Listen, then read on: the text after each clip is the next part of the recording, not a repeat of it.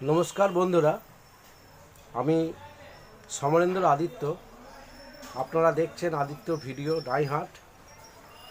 আমি আপনাদের সামনে এখন তুলে ধরতে যাচ্ছি মহারাজ হিরণময় গোস্বামীর কিছু অমূল্য কথা, যা আমরা শ্রবণ করব। শ্রবণ করে আমরা আমাদের জ্ঞানচক্ষু ফিরিয়ে আনব। আমরা হিন্দু ধর্মের বিভিন্ন মানুষ, বিভিন্ন সম্প্রদায়ে যারা আছে, তারা এখনও এক হতে পারছি না। আমরা আমাদের এই হিন্দু ধর্ম তো আদি, বহু পুরনো, কয়েক হাজার বছরের আগেকার ধর্ম। আমরা এই ধর্ম নিজেরা ঠিকমতো পালন করি না বলি আজ আমাদের সমাজে এইরকম বিদ্বেষ, হিংসা, মারামারি। চলুন আমরা একটু শুনে নেই মহারাজের অমূল্য বচন, আপনাদেরও শোনাই। আর ওনার একটি ইউটিউব চ্যানেল আছে, আপনারা মনে করলে ওনার ইউটিউব চ্যানেলে গিয়েও দেখতে পারেন ওনার এই বক্তব্যগুলো। আমি ওনার ইউটিউব চ্যানেল দেখি এবং আমার খুব ভালো লাগে, তাই আমি আপনাদের সামনে ওনার কিছু বক্তব্য আপনাদের সামনে তুলে ধরার চেষ্টা করলাম। দেখুন আপনারা, আর যদি ভালো লাগে আমার এই ইউটিউব চ্যানেল, তাহলে আপনারা সাবস্ক্রাইব করবেন আমার ইউটিউব চ্যানেলটি। ভগবানের রূপের কথা যদি শোনেন, ভগবানের লীলার কথা যদি শোনেন, সে যদি নিরাকারের উপাসকও হয়, তবে গ্যারান্টি রইল, যদি শোনেন, যদি মন দিয়ে শোনেন, যদি শুনতে পান, যদি শুনে থাকেন, আর না শোনার ভান করলে তো আগেই যদি বলে সব বেকার, তবে তো বিজ্ঞানকে বেকার বলেও চালিয়ে দেয় অনেকে। আবার সেই বিজ্ঞানকেই গ্রহণ করতে হয়। এ আমাদের সনাতন ধর্ম বিজ্ঞান, এটাকে হেলায় হারিয়ে ফেললে চলবে না। হেলা করতে পারো, তা তোমার ব্যাপার, হেলা করছো তোমার ব্যাপার, কিন্তু জানো একে তোমার স্বীকার করতেই হবে, করতেই হবে। কোনো না কোনো দিন তুমি একে বুঝতে পারবে। কেননা বাসুদেব পরম জ্ঞানম, বাসুদেব পরং তপঃ, বাসুদেব পরো ধর্ম, বাসুদেব পরাগতি। এখানে জ্ঞান নয়, বাসুদেব হলেই পরম জ্ঞান হয়ে যায়। চোরেরও তো জ্ঞান আছে, চুরি করার জ্ঞান, ওকেও তো জ্ঞানী বলা উচিত। লাদেনেরও কত বড় জ্ঞান ছিল জানো? ও কত বড় ইঞ্জিনিয়ার ছিল তোমরা জানো কেউ? কত বড় জ্ঞানী! হ্যাঁ, যে জ্ঞান মানুষকে ধ্বংস করে, মানুষের ক্ষতি করে, তাকে জ্ঞান বলা যায়। কিন্তু পরম জ্ঞান তখন হবে বাসুদেব পরম জ্ঞানম।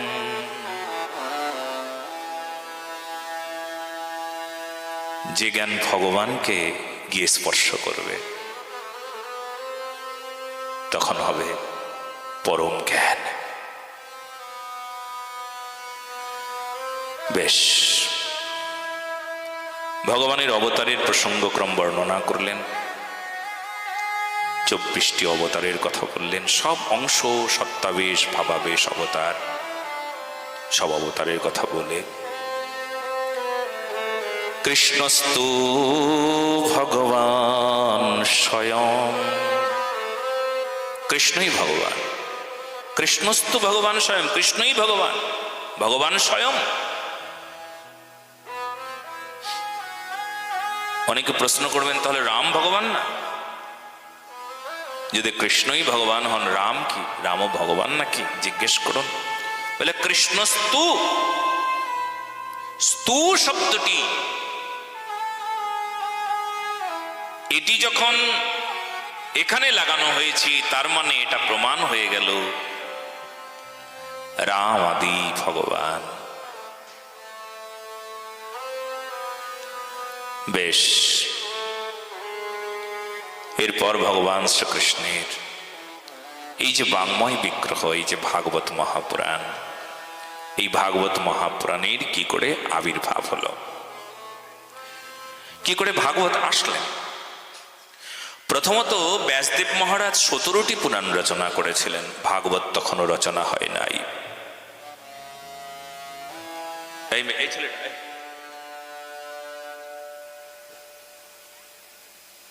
একটার পর একটা ডিস্টার্ব। হরিশ্বর নাম, আশ্চর্য ব্যাপার, হরিশ্বর নাম।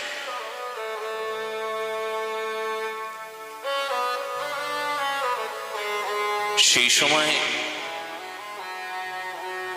ব্যাসদেব মহারাজ 17টি পুরাণ রচনা করেছেন।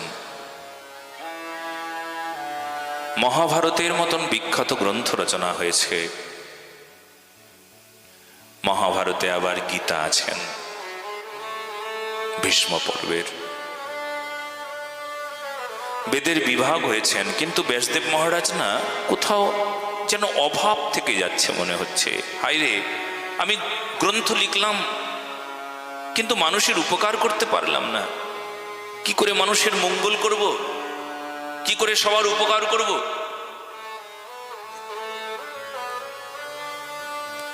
আমার লেখায় কি কারোর উপকার হলো না, কারোর মঙ্গল হলো না? কি হবে?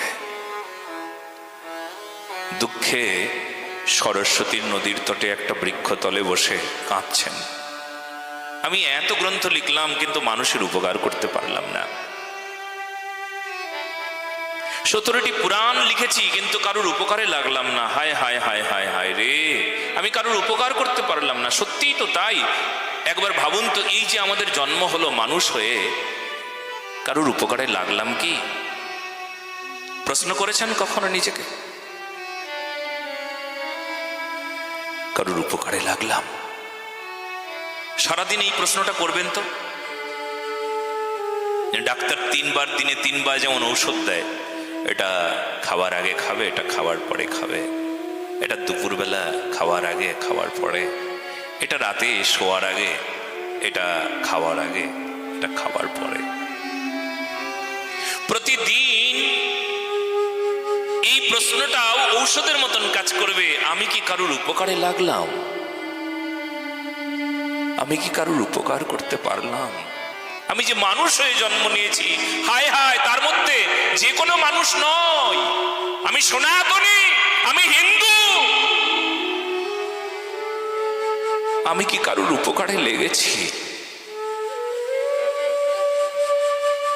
আমি কি কারোর এইটুকু কল্যাণ করতে পারলাম? হায় হায়, সারাদিন সারা জীবনটাই কেবলমাত্র নিজের কথা ভাবতে ভাবতে চলে গেলাম গো। ছি ছি ছি, আমি এত স্বার্থপর। আমি কারোর উপকারে লাগলাম না। আমি কার উপকার করলাম? কারোর উপকারের কথা ভাবলামই না, কারোর উপকার করলামই না। ও ভগবান গো, এই দিনে 3 বার যদি এমন ভাবে যদি তুমি আর্তনাদ করো, তাহলে ঔষধের মতন তোমার জীবনে কিছু ক্রিয়া হবে। বলো না গো, রাধে রাধে।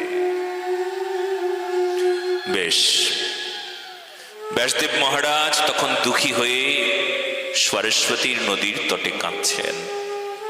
কেঁদে কেঁদে গুরুদেবকে স্মরণ করছেন। গুরুদেব ছাড়া তো কেউ নাই। গুরুদেব ছাড়া তো কেউ বলবে না, এই তোর এই মঙ্গলের পথ, তোর এই কথা তোকে শুনতে হবে, এমন করে তোকে চলতে হবে।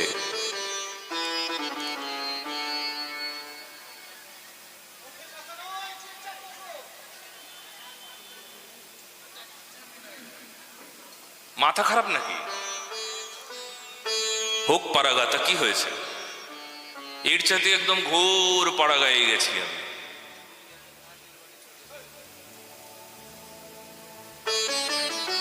এর চাইতে পাড়াগায়ে গেছি আমি। কারুর কোনো মুখে কোনো কথা নাই।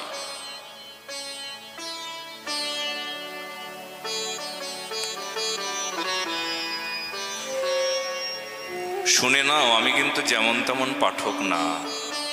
যে পাঠ করবো, তোমরা যা খুশি করো, নাচো গাও, একটু পা মেলে কথা বলো, একটু বাদাম খাও, ছোকরা খাও, আর সব আশেপাশে সব গপ্প করো, ওর সঙ্গে গল্প করবে, তার সঙ্গে গল্প করবে, চলে যাবে, আসবে, খেলবে, বুঝবে না বুঝবে। হ্যাঁ, এইরকম পাঠক কিন্তু তোমরা পাও নাই। তোমরা কিন্তু এমন কথা শুনতে এসেছো যে কথা তোমাদেরকে শুনতেই হবে। বলো না গো রাধে রাধে। শুনে তোমাদের জীবনটাকে পরে জোগাড় দাও, পরে জোগাড় দাও, রাধে রাধে বলো, তাহলে হবে। জোগাড় যখন দেবে তখন হয়তো শুনতে পারবে না কি বলছি, কথাগুলো কানে পৌঁছাবে না। সেজন্য এমন কথা তোমরা শুনতে এসেছো যে কথা শুনলে তোমাদের জীবন বদলাবে, শুধরে যাবে জীবন। তবে তোমাদের শুনতেই হবে। শোনো, একটু কষ্ট হলেও। কথা বলা যাবে না। সবাই একটু প্রতিজ্ঞা করে নাও, কথা বলবো না, শান্ত হয়ে থাকবো। কেউ যদি সামনে এসে দাঁড়ায় তবে তাকে বলবো, ইশারা দিয়ে বলবো, মুখে বলবো না। একটু কষ্ট করো। হরিশ্বর নাম। ব্যাসদেব মহারাজ তখন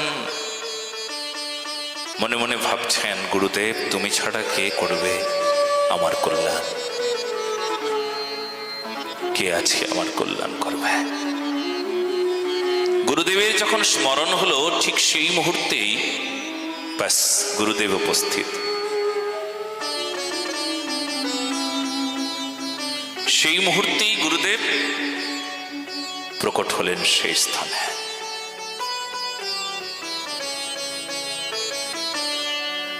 একটা কথা মনে রাখা উচিত, যখন দুঃখের সময় কেউ গুরুদেবকে স্মরণ করে, বুঝে নেবে তার জীবনের সমস্ত দুঃখ দূর হয়ে গেল। দুঃখের সময় গুরুদেবকে স্মরণ করতে পারলেই কাজ। কিন্তু এটাই সমস্যা, যখন মানুষ কোনো সংকট মুহূর্ত, দুঃখকাল, বড় দুঃখী, সেই সময় গুরুদেব বিস্মরণ হয়ে যায়। গুরুদেব পরে, গুরুদেব পরে, আগে তো সমস্যার সমাধান করি। যখন খুব কামনার সময় দেখবেন, কামনার সময় গুরুদেব মনে থাকে না। কোন লোভী মানুষ, লোভ যখন মাথার উপর দিয়ে উপরে উঠে গিয়েছে, তখন দেখবেন গুরুদেব বা ধর্ম সব ভুলে গিয়েছে। ক্রোধের সময় খুব ক্রোধ, খুব রেগে গেছে, তখন গুরুদেব মাথায় নাই, ধর্ম মাথায় নাই। এ বড় সমস্যার কথা। এই কয়েকটা মুহূর্তে গুরুদেব কিন্তু মনে থাকে না। আর যদি কেউ স্মরণ করলো, তবে তার সর্বান্তকরণে তার কল্যাণ হয়ে গেল। এটাই শাস্ত্রে সুলিখিত হলো। ঠিক গুরুদেব এসে উপস্থিত হলেন। বিনার ঝংকারে শ্রীমন নারায়ণ নারায়ণ নাম গাইতে গাইতে এসেছেন গুরুদেব দেবর্ষি নারদ। শ্রীমন নারায়ণ নারায়ণ নারায়ণ, जप मन नारायण नारायण नारायण। সবাই মিলে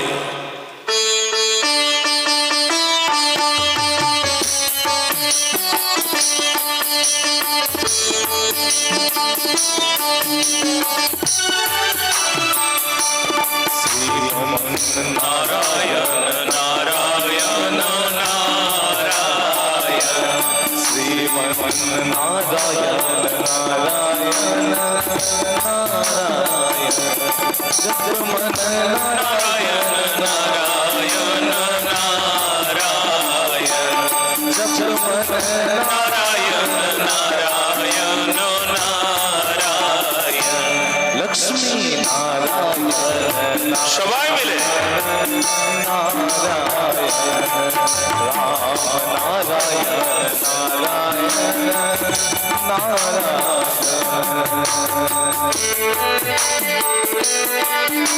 দুটো হাত উপরে তুলে করতালির সেবার সাথে সবাই একসাথে।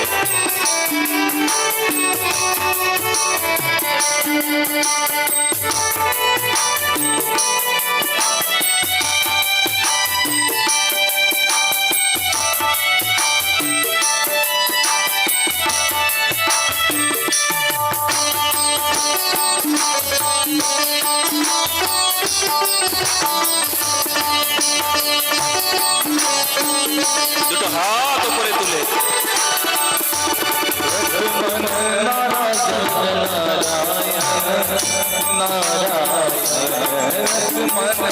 নারায়ণ নারায়ণ নারায়ণ কৃষ্ণ নারায়ণ নারায়ণ নারায়ণ লক্ষ্মী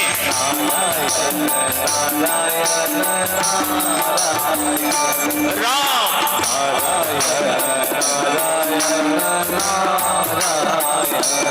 হরি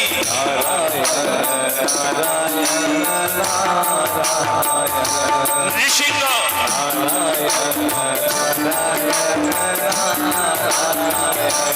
সত্য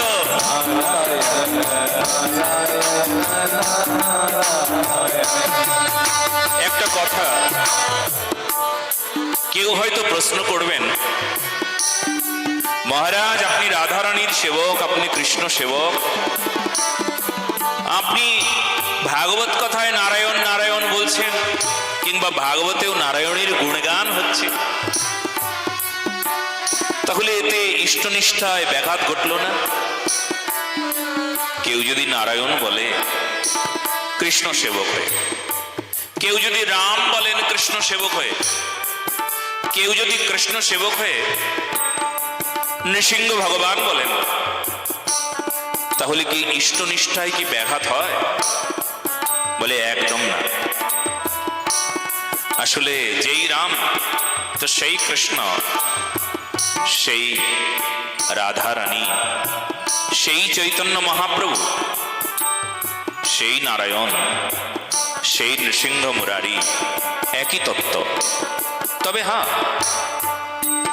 যদি রসতত্ত্বের বিচার হয়, তবে সর্বোপরি রাধারানী, এটা বড় সত্য কথা। বলে রাধারানীর উপরে কেউ নাই, যত অবতার আছে সব অবতারের থেকেও রাধারানী ওখানে বড়, সবার বড়। বলে কেন? এটা রসের বিচার, কিন্তু আসলে সবাই একই তত্ত্ব। তো এইবার প্রশ্ন হলো, রাম আর কৃষ্ণে কোনো তফাৎ নাই, রাধাতেও কোনো তফাৎ নাই, একই তত্ত্ব। কিন্তু এখানে যদি কেউ রাম ভক্ত হন, তাহলে ভগবান রামের গুণগান আমিও তার সঙ্গে গাইতে পারি, তাতে আমার ইষ্টনিষ্ঠা নষ্ট হবে না, ইষ্টের প্রতি নিষ্ঠা আরো বৃদ্ধি হবে। ভগবান চৈতন্য মহাপ্রভুর যত পার্শ্বদ ছিলেন, সব পার্শ্বদের শব্দটা কি হচ্ছে, ইফেক্টটা বেশি হয়ে গিয়ে সাউন্ডের যে ক্লিয়ারিটি ওটা নষ্ট করে হয়ে গেল। ছেলেটা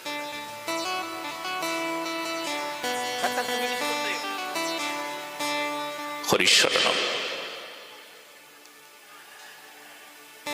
ভগবান চৈতন্য মহাপ্রভুর যত পার্শ্বদ ছিলেন, সমস্ত পার্শ্বদের ভালো করে দেখুন, ওখানে রাম ভক্তও ছিলেন, লক্ষ্মী নারায়ণের উপাসকও ছিলেন, ভগবান চৈতন্য মহাপ্রভুর ভক্ত।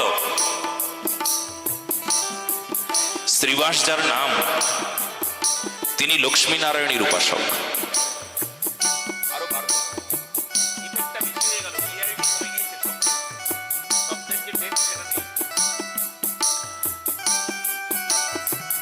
লক্ষ্মী নারায়ণের উপাসককে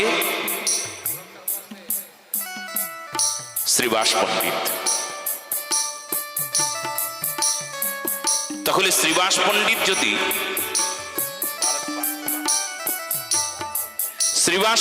যদি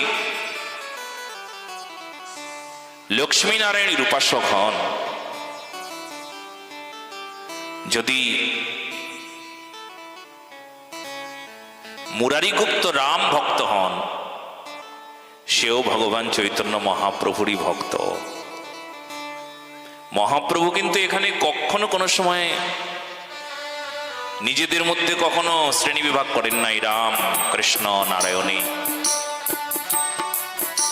আজকে দেখব যে রাম কৃষ্ণ নারায়ণ রাধা সব কিছুর মধ্যে আজ কেবলমাত্র ভাগ হয়ে গিয়েছে। সব যে একই তত্ত্ব, সবাই মিলে একসঙ্গে যে থাকার জন্য প্রতিজ্ঞাবদ্ধ হতে হবে। সনাতনীদের এই যে বহু ভাবনা, বহুর মাঝে যে আমরা এক, এই ভাবনাটা সকল সনাতনীদের ভাবতে হবে। ফুলের মালা, ফুলের মালায় অনেক বিবিধ ফুল, নানা বর্ণের ফুল, নানা রকম ফুল, কিন্তু একটা সুতোর উপর সব ফুলগুলো লাগানো আছে। সুতো একটাই, ফুল বিবিধ হতে পারে কিন্তু এক সুতোতে বাঁধা। আমরা সনাতনী, আমরা বিভিন্ন বর্ণের হতে পারি, ব্রাহ্মণ, ক্ষত্রিয়, বৈশ্য, শূদ্র হতে পারি, আমরা বিভিন্ন পরিবার হতে পারি, আমরা ব্রাহ্মণ, ক্ষত্রিয়, বৈশ্য, শূদ্র হতে পারি, আমরা বিভিন্ন পরিবারের হতে পারি, আমরা বিভিন্ন সম্প্রদায়ের হতে পারি। কেউ রামানন্দী, বিষ্ণুস্বামী, নিম্বার্ক, মাধবাচার্য, আমরা বিভিন্ন সম্প্রদায়ের হতে পারি, কিন্তু আসলে আমরা সবাই একটা সুতোর উপর বিভিন্ন সুন্দর সুন্দর ফুল, আর যে সুতোটা তার নাম সনাতনী। বলো না গো রাধে রাধে। আমরা সনাতনী। যদি তুমি নিজেকে আলাদা করো তাহলে সেই ফুল থেকে তোমাকে নিজে সরে যেতে হবে। তার মানে কি হবে জানো? ভগবানের কৃপা থেকে তুমি বঞ্চিত হয়ে গেলে। সেই জন্য তুমি কখনো কোনো সময় ভাববে না তুমি আলাদা কেউ। সনাতনীদের দুঃখে, সনাতনীদের আনন্দে তুমি তার পাশে আছো সব সময়।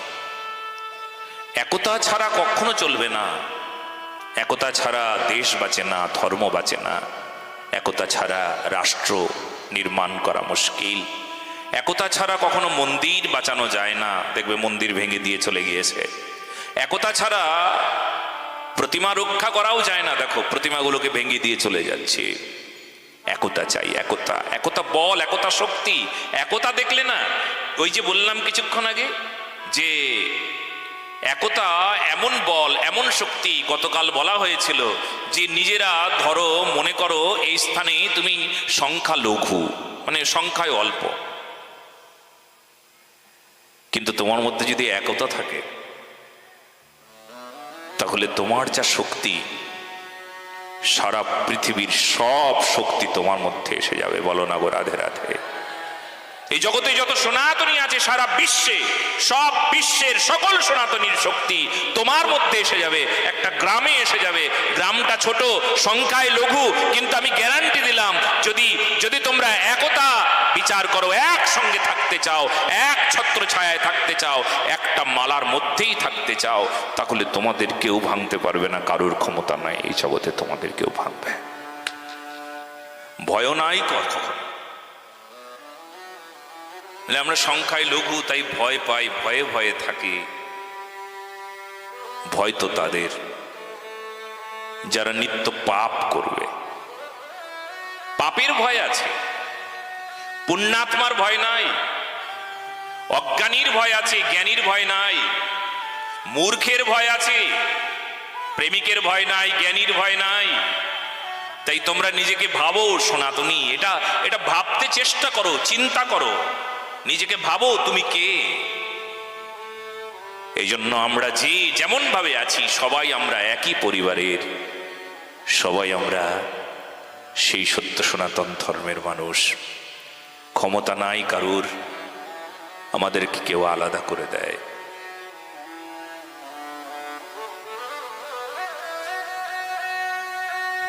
শ্রীমন্নারায়ণ নারায়ণ নারায়ণ, শ্রীমন্নারায়ণ সবাই বলে নারায়ণ নারায়ণ, শ্রীমন্নারায়ণ नारायण नारायण नारायण जप मन नारायण नारायण नारायण लक्ष्मी नारायण नारायण नारायण शिव नारायण नारायण नारायण সেই জন্য একটা কথা বলি, যেমন এই যে হাত মুষ্টিবদ্ধ হলে হাতে শক্তি হয়, তাই না? এই সাধু বাবা শোনো, মুষ্টিবদ্ধ হলে শক্তি হয় না? হাতটা মুষ্টিবদ্ধ করলে কি হয়? শক্তি হয়। সবগুলো অঙ্গুলিকে একসঙ্গে করলে শক্তি হয়, দেখবে ভাঙতে তুমি শক্তি পাবে। আর যদি তুমি একটা অঙ্গুলিকে এমন করো তাহলে শক্তি পাবে? সবগুলো আঙ্গুলকে একসঙ্গে করে মুষ্টিবদ্ধ করতে হয়, শক্তি হয়। সবগুলো অঙ্গুলি মানে জানো? সবগুলো আঙ্গুল মানে কি জানো? শৈব ভক্ত, যে শিবের উপাসক। কেউ শিব ঠাকুরকে ভালোবাসে, কেউ শাক্ত কালীর উপাসক, কেউ বৈষ্ণব ভগবান শ্রীকৃষ্ণ বা শ্রীহরির উপাসক বা রাধারানীর উপাসক, কেউ সূর্যের উপাসক সৌরী, কেউ গণেশের উপাসক গণপতি, কিংবা সনাতনীরা যে কোনো উপাসক হোক, এই পঞ্চদেবতা বা পঞ্চমূর্তি বাদ দিয়েও যদি আরো কারুর উপাসনা করে থাকি, তবে সবাইকে এমনভাবে মুষ্টিবদ্ধ হতে হবে, এক হতে হবে। একটা অঙ্গুলিতে শক্তি হয় না, দুটোতে শক্তি হয় না। শক্তি যদি পেতে চাও তবে সব শক্তি, সম্মিলিত শক্তি একসঙ্গে নিতে হবে, তবে ভাঙা যাবে। কি ভাঙবে গো? অরাজকতা। কি ভাঙবে? অধর্ম। কি ভাঙবে? অজ্ঞানতা। কি ভাঙবে? কি ভাঙতে হবে? কি ভাঙতে আমরা এসেছি? আমরা সেই পাপীদের বুদ্ধিকে তছনছ করে ভেঙে দিতে এসেছি। আমরা সেই অরাজকতাকে ভাঙতে এসেছি। আমরা সেই অধর্ম তাকে ভেঙে তছনছ করতে এসেছি। তাই এক হতে হবে। সব সনাতনীরা এক হতে হবে। বলো না গো রাধে রাধে। বেশ, এরপর ভগবান শ্রীহরির অত্যন্ত প্রিয় গুরু শ্রীপাদ পদ্ম এসেছেন, দেবর্ষি নারদ। নারদ এসে বলছেন, কি হয়েছে তোমার গুরুদেব? আমি সব গ্রন্থ রচনা করলাম, কিন্তু মনে শান্তি পাচ্ছি না। গুরুদেব বললেন, এবার সাক্ষাৎ ভগবান রচনা করো। তোমার এমন গ্রন্থ রচনা হবেই যে গ্রন্থ সাক্ষাৎ ভগবান হয়ে যাবেন। গ্রন্থটার নাম ভাগবত মহাপুরাণ। পুরাণ মানে পুরয়তি পুরাণ, যে সকল অভাবকে পূরণ করে দেবে, অভাবকে দূর করে দেবে, আর কোনো অভাব থাকবে না। বিচার করিয়া মনি ভক্তি রসবাস্বাদনী, মধ্যস্থ শ্রী ভাগবত পুরাণ। বিচার করুন, মধ্যস্থতায় ভাগবত মহাপুরাণকে রাখুন। ভাগবত সকল অভাবকে দূর করে দেবে। তো ভাগবত গ্রন্থ রচনা করো। গুরুদেব, আমি কি করে রচনা করব? আপনি বললেন, সাক্ষাৎ ভগবান। আমি যে মায়ের গর্ভ থেকে জন্ম নিয়েছি, সে মা তো ব্রাহ্মণ ছিলেন না, অতএব আমার কি অধিকার আছে? গুরুদেব বললেন, হ্যাঁ অধিকার আছে। আমিও পূর্বে দাসীপুত্র ছিলাম, ব্রাহ্মণ ছিলাম না। তার আগেই উপবর্হণ নামক গন্ধর্ব ছিলাম। আমাকে ভগবান শাস্তি দেবার জন্য দাসীপুত্র বানিয়েছিলেন, জানো। সেই জন্য সবার অধিকার। ভগবত সেবা সবাই করতে পারে। বিশ্বাস হচ্ছে না? তবে শোনো, আমি পূর্বে উপবর্হণ নামক গন্ধর্ব ছিলাম। দেখতে খুব সুন্দর ছিলাম বলে অহংকার ছিল। দেখতে এত সুন্দর ছিলাম। অহংকার কতদিন, সুন্দরের অহংকার কতদিন থাকে? দেখবে 40 বছর পেরিয়ে গেলে আর কেউ তোমার দিকে তাকিয়েও বলবে না কি সুন্দর। সৌন্দর্য শেষ, জীবন শেষ মুহূর্ত যখন হয়ে যায় না, তখন বোঝা যায় সব অহংকারগুলো এখন আগুনে পুড়িয়ে ছাই করে দিলাম। ধনের অহংকার তখন শেষ হয়ে যায় যখন টাকা আছে কিন্তু হসপিটালে পড়ে আছে মানুষটি, ইচ্ছে করলে অনেক খাবার খেতে পারে, কিন্তু ডাক্তার বলেছে এই মনিটল নামক যে স্যালাইনটা আছে, সেই স্যালাইনটাই ওকে সারাদিন দিতে হবে। ইচ্ছে করলে একটা সুন্দর ঘরে থাকতে পারে, এসি ঘরে থাকতে পারে।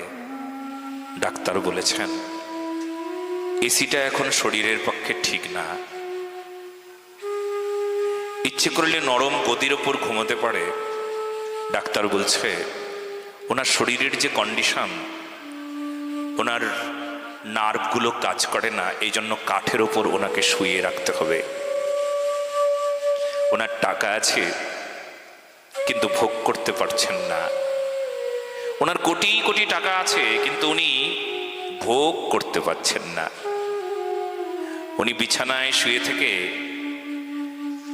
ডাক্তারের সামনে মনে মনে ভাবছে আমার অর্থের অহংকার ছিল, কিন্তু আজ অহংকার যেন মৃত্যুর আগেই পুড়ে ছাই হয়ে গেল।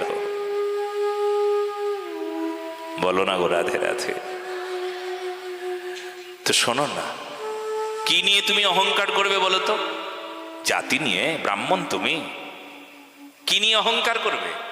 তোমার পদমর্যাদা, তুমি মন্ত্রী, এক মুহূর্তে তোমার মন্ত্রিত্ব নিচে নামিয়ে দেওয়া যাবে। সমাজ দেশ যদি তোমার উপরে ক্ষিপ্ত হয়ে যায় না, কত মন্ত্রী এমন মন্ত্রিত্ব চলে গেছে।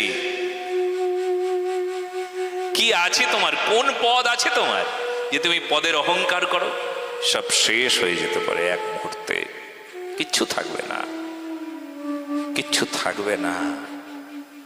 কাউকে রাজা করেন তো তাকেই ভগবান ইচ্ছে করলে ভিখারি বানিয়ে দিতে পারেন।